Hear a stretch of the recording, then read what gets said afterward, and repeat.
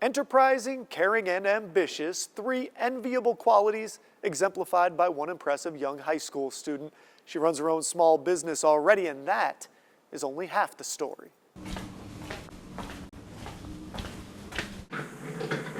In the back of her parents' garage, armed with a jewelry press, and I have enamel powder, all her colors and supplies, even a blowtorch, Sophia Randall is working.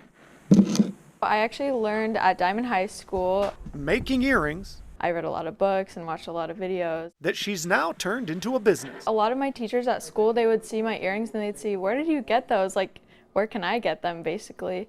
And I told them that I made them and they were like, oh, you should totally sell them. And now she does at shops around town, even online. That was her decision. She's a very driven kid.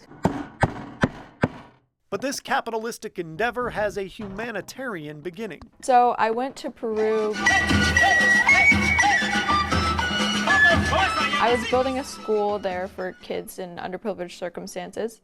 As it turns out, trips to Peru, even for the best of intentions, are expensive. It was actually kind of backwards. I signed up for the trip and then I was like, oh, I gotta pay for my trip. So then I started selling them after it, and it went really well, luckily. So well that Sophia estimates she made about 70% of the money for her trip by selling her dangly works of art. I've gotten really good feedback from the vendors. But the earrings are a means to an end. I just love that the humanitarian work is the first reason for this, and the business is second. We got to see the kids, we got to interact with the kids and build relationships with the kids and, get to know them. So it was really awesome to just actually see and feel the impact that we were making in their lives. As is often the case with giving, the impact went both ways. When she was in Peru, I get choked up. When she came back from Peru and I saw those pictures, she was so joyful.